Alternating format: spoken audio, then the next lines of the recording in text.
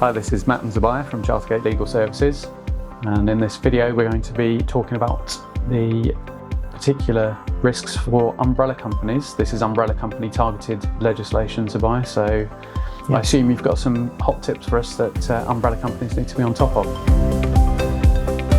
There's a bit of mixed emotions, I think, when it comes to umbrella companies.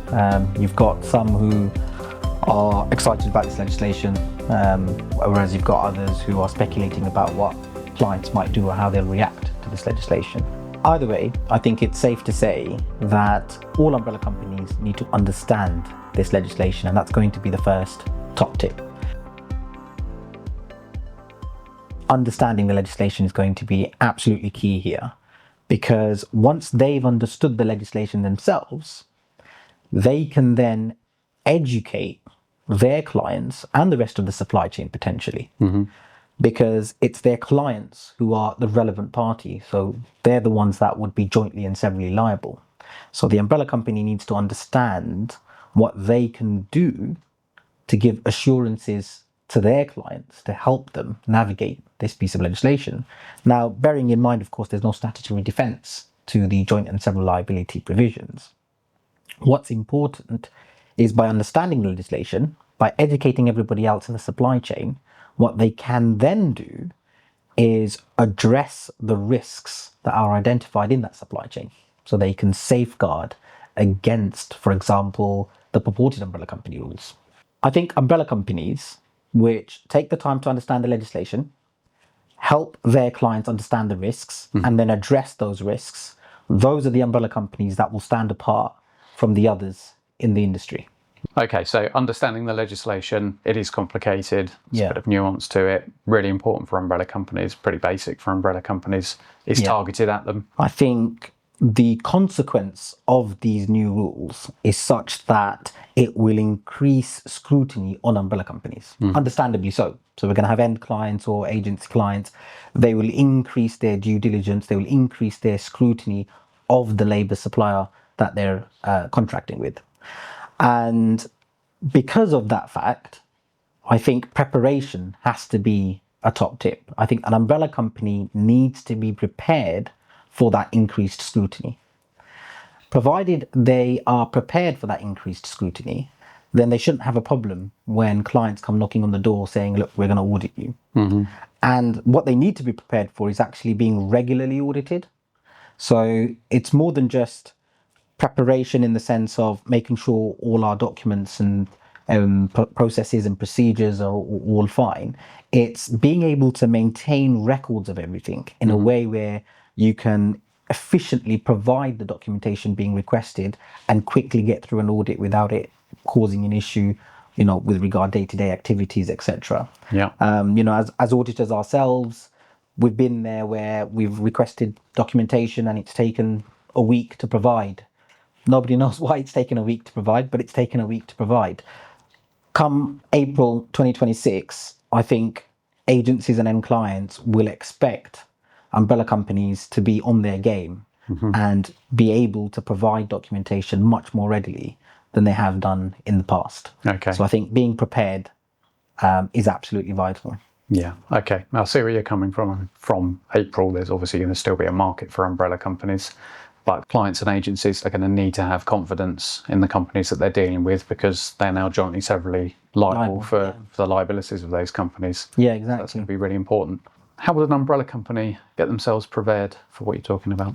I think that's a really important question, Matt, because a lot of umbrella companies will need to ensure that they've prepared to an extent where they can withstand scrutiny. And what that really means is they need to undertake an internal review of all their processes and procedures. They need to break down their onboarding processes, understand all the steps, and review all the documentation that would be provided to the operatives. So, for example, if you've got self-employed operatives, we would expect documentation to use certain terminology that doesn't resemble employment, for example. Because of this purported umbrella? Because of the purported umbrella company rules, yeah, exactly. So, provided they've done everything they can with regard their own documentation, so everything within their control, what they've done at least is illustrated to their clients that all of their processes and procedures are such that it would limit any exposure when it comes to the purported umbrella company rules. Okay. It's unlikely one might assume, for example, that this person is employed based on the documentation they have. But that's obviously only one aspect in the supply chain. After they've done that, and it comes back to tip 2, I think it was, where I've spoke about education. It's important that that message is then, communicated up the supply chain, and that other parties in the supply chain, if they are providing documentation perhaps to the operative as well, that those documentations are consistent with what the umbrella company has done in relation to the documentation it provides to the self-employed operatives. So this consistency through the supply chain of everybody saying the same thing, understanding the same thing, saying the same thing, seems like it's really, really important post-April. Any inconsistency could give rise to a reasonable assumption that one might assume this person is employed. So I think consistency is absolutely vital, and it's going to start from an umbrella company's viewpoint anyway. It's going to start with them. Tidy up in-house, and then work your way out and help your clients and end clients, however it might work. I think it's worth mentioning that we've obviously worked with parties throughout the supply chain, end clients, agencies, umbrella companies, contractors, and we've worked with them to the extent we've reviewed documentation, we've amended them, we've helped understand the processes and procedures behind them. And what we would offer is ultimately to do a mock HMRC inquiry almost. And by having the opportunity to internally review everything, putting that right, if there is any problems, obviously, putting that right is step 1. But then, given our expertise in the rest of the supply chain, we can then perhaps approach clients as well and say, look, we've done this with the umbrella company. It's important that there's consistency throughout the supply chain. Let us have a look at what's happening, at point 2 of the supply chain, and then point 3 of the supply chain.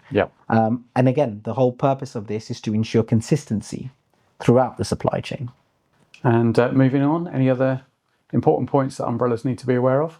We've spoken about internal review of documents and terms and conditions. I think one of the things we can expect to see is umbrella companies receiving new terms from their clients.